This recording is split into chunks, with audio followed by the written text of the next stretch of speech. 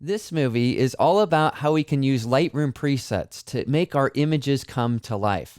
Here we'll explore how we can work with multiple photographs and different presets, and we'll even talk about how we can customize some of our own settings in order to craft a unique look.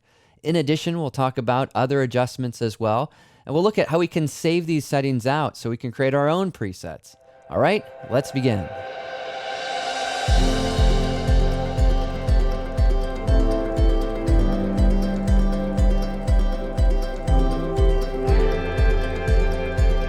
Hello, friends, and welcome. My name is Chris Warwig, and welcome to my weekly series where I share with you some tips and techniques for how you can capture and create better photographs.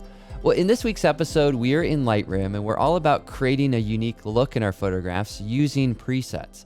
Now, I'll show you the presets that we'll be using, and we'll deconstruct those so you can figure out how you can use those or make your own. Well, let me go to full screen mode for a second so you can see the type of look that we're going for. Now, this is the original image as it appeared straight out of the camera, kind of a nice moment captured in the Santa Barbara foothills where I live. And then here's the image after I processed it using presets. And we'll look at how we can use those, but then also customize them. Here's another photograph. In this case, you can see this look. We have this beautiful backlight.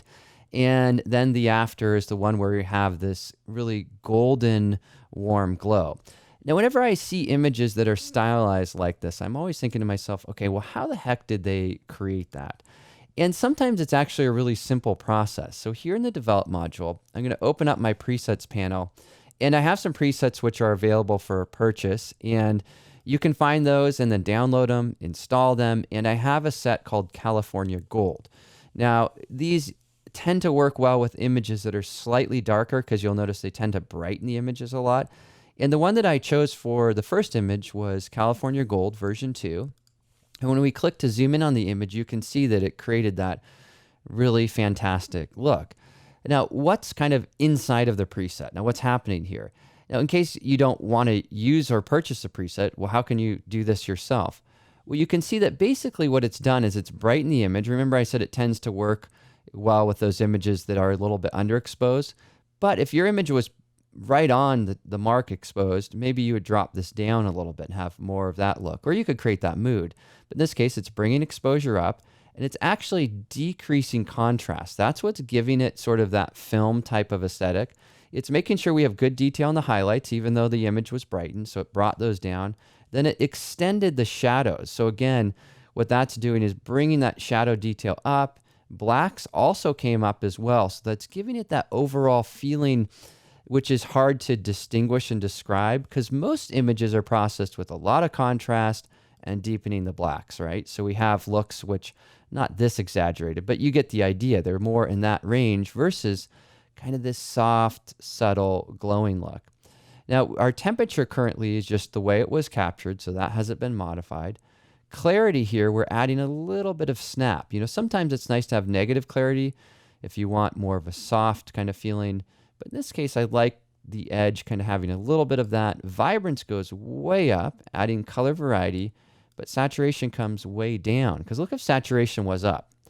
That looks over-processed, right? My whole goal here is to try to create something that feels a little bit more like poetry. So you can see how I'm using these sliders in order to do that. Now, let me just go back to that, and you can see how it's shifting those to where it was previously before I modified them. But that's the starting point. So you could screenshot that or write that down, and that's where I started. Then to create this preset, I went into the tone curve. Now in the tone curve in the RGB mode here, you can see I'm bringing my highlights down. I'm also bringing my shadows back up. So I'm just brightening those shadows up, the deepest, darkest tones, and then maintaining a little bit of contrast there as well. So have that nice look. Then we'll go into the red channel and have this S curve. And if I remove these points for a second, what you can see is that without that curve, it doesn't really work, right? So I bring up some reds, but then I also brought back down, brought in some cyan. That's what happens when you drop a point down on the red channel.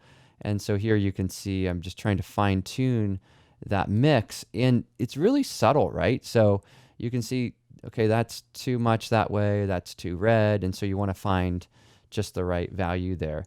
Now with this, because I have the preset here, I can always click on that and it will reset to what I had previously because I wasn't talking while I created it. But I just want to deconstruct what that is. Green channel, you can see a similar thing where I have these points that are, again, modifying the overall swing of that color and crafting that unique look that I'm calling California Gold V2. So sort of fun to be able to see that. Let me just get exactly where I had it there. And then the blue channel, this one's where we're dropping more yellow into those shadows. So getting more of that golden look across the entire photograph.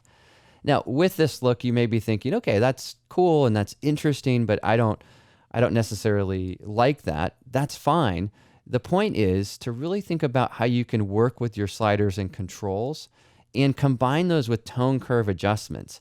Now, to get good at tone curve adjustments, you have to experiment. You noticed even as I was doing it, I would go somewhere and like, nope, okay, right there, that's a sweet spot. So it takes that practice to try to experiment with your own photographs and your own aesthetic, like what you actually like in an image.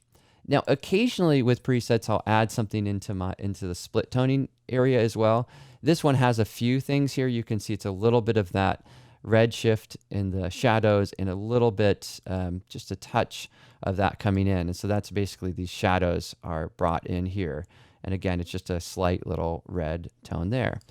Now, once we've done all that, we have the look and that image is kind of cool. Now, if you wanted to further customize that after you just used a standard preset like this, you can, of course, do that, right? Just brighten it up if you didn't like that, or if you thought, you know what, the shadow thing was too much. I want a darker, kind of darker shadow area, or I want a little less clarity, whatever it is. So know that presets are often just a starting point. And let me show you that with our next image here too, with this photograph. Let's zoom in on it here so we can see it. Now with this image, and we'll zoom out too to see the whole thing, but you could try a preset. There's California Gold V1, V2, that's kind of nice, V3, V4. You notice too that I'm not giving you too many options, or giving myself, I should say, too many options with this presets, because sometimes if you have so many, you just start clicking through them all and you're like, oh, I can't even decide, right? But I want to have enough that I can realize, you know what, okay, this is a backlit photograph, but I don't like that look. Maybe something more subtle would make sense. Or, you know, if I shift the color one way, bright and airy, kind of a neutral color palette, it's a little too pale for me. So it can help you to compare and contrast and kind of find the right look. And in this image, I think V1 is a really nice strong look for the photograph. Let me sort of zoom out a little bit so you can see the whole image in its entirety there. I'll minimize the toolbar and the film strip down below. And let's just do that so we can kind of see what we have here with the image in a larger way. So we have this nice starting point. This time you can see my basic controls here. I'm not going to go through all of them, but they're pretty standard in this case. Then of course, you know that I'm going to tone curve. I have a tone curve. This was really just brightening up things here in the tone curve. I have my red channel. This is bringing some of that cyan down in the darker tones. Red's up there in the highlights. The green channel, a little bit of an S curve similar to before. Blue channel, this is where I'm dropping in more of that yellow there, but maintaining my highlight so my highlight doesn't get all yellowed out like that. Can you see how that's not very good? And if all of this channel stuff is, I don't know, freaking you out or overwhelming you, sometimes when you watch a tutorial like this, the point is just to know this is possible. And then what you do is go back with one of your own images and experiment. So if this is overwhelming you, just take a breath. It's okay. Just learn it step by step and reverse engineer it. It's not too hard, right? We do a little bit here with basic controls. We then get a little bit more out of our RGB composite. Then we go into a red channel, go into a green, and go into a blue.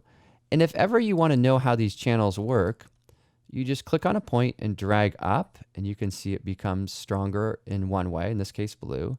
Drag down, and it becomes stronger in the other way. Then double click that point to remove it. Next, you can click on a point to add your own. And often with this type of adjustment, you're going to need more than one point, and it's going to be the combination of multiple points which help you to craft the look. Like here, that looks a ton better. Okay, well, now that we've done all of this, we have our preset applied. What else might we do? Well, with this image, another thing I would love to do is to apply a radial gradient. So we can select the radial filter, and I'm going to brighten up exposure, also shadows, and clarity I'm going to decrease a little bit. I'm going to drag that over the subject that we have here and bring up my saturation, add some contrast. And what I'm looking to do, I just want to add a little bit of a glow to that area. Can you see how I'm kind of bringing a glow in here? Currently, I'm feeling like the glow is, I don't know, how do I put it? It's a little too strong. So if you have an adjustment with multiple sliders, click on the triangle icon to collapse them to the amount slider, and then drag that down a little bit. See how that's so much better? So now here's my before and after. It's just a little subtle light. This is a natural light photograph, so I don't want to have that over the top. Next, we'll zoom out a little bit here, go all the way out. Another thing we might want to do, let's say we want to apply some of this effect to the leg down here, because this leg now looks, the skin tone doesn't match the skin tone up here. Just grab your brush while that tool is active. And in this case, we want to add, so we want to be on A or B brush. We want to have a smaller brush than that. So we want to have a nice high flow, auto mask turned on. What I'm going to do is just paint over this area here. And you can see how, let me zoom in so you can see that. Again, my apologies for being zoomed out there, but you can see how I brightened up the leg with some of that same adjustment, so our skin tones are now matching in these two areas. So whenever you make one of these adjustments, you can always just add some brush adjustments as well. Just click on the brush, dial in your settings, and that can help you to customize the look. Okay, we're almost finished here, and I'm hoping you're really enjoying this and picking up some valuable things. The last thing that I want to highlight is whenever you're creating a stylized look like this, you're going to get to a point where you'll like the look, but you're not sure if you want to experiment more. And if ever you're thinking, yeah, maybe I do, what you can do is right-click or control-click your thumbnail. And from this pop-up menu, choose Create Virtual Copy. So here I have a virtual copy, which is identical to the one before, right? Exact same thing. Now with this one, what I want to do is experiment with a crop that's going to work for Instagram. I know Instagram is 4:5, so I'm going to choose that aspect ratio. And what that means is that Instagram will crop an image to this aspect ratio for you. Rather than kind of allowing it to do it and doing it on my phone, I'll do it here. So I'll just add that 4:5 for my aspect ratio, crop that there. And you know what else I'm thinking? Sometimes when I share photographs online, I like them to be even a little bit brighter. And so I'm just going to customize this. And maybe rather than negative clarity, I'm going to go for a little bit more positive clarity. And rather than so much desaturation, I'm going to bring up saturation a little bit more. The point being is now I have one version of the photograph, this one here, which has a little more density. It's a little darker. Can you see that? And then this one here, which has a crop and a little bit of a subtle change.